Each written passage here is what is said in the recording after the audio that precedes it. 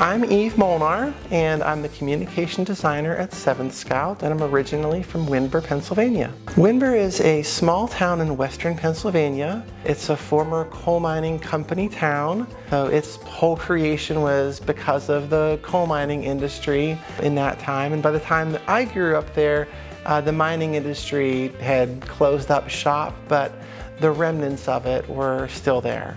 I think it was an interesting place to grow up because it was pretty small and pretty insulated, which in some ways was really good growing up, and then in other ways was like unfulfilling and just like made me like want to know more about the outside world. My hometown taught me like the value of having a strong work ethic, and I think that that carried through through my childhood, into my education, and then into my professional life as well. When I graduated from college in Pittsburgh, I really started to look for jobs in that area. Like, I knew I wouldn't go back to my hometown because there was nothing for me there, but I thought, oh, I'll just like get a graphic design job in Pittsburgh and I'll live there and I'll be like close to where I grew up and it'll be great because I liked Pittsburgh.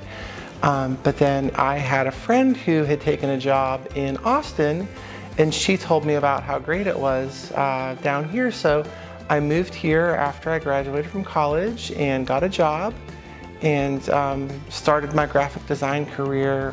Several years ago, I met Rhodes, one of the founders of 7th Scout, and we started to talk about doing some work together because I was doing freelance graphic design at the time, and just thought that he was super smart and super amazing, and the kinds of projects that they were doing were really interesting to me. So we started to work together, and long story short, it went from just like working here and there on individual projects to becoming a full-time member of the team. As a designer, I think a lot about who's going to be seeing and consuming the work that I'm creating and the work that we're producing. And so I'll think back to people in my family or people in my hometown, and think about them with the work in mind to try to make it impactful and easy to understand for all people.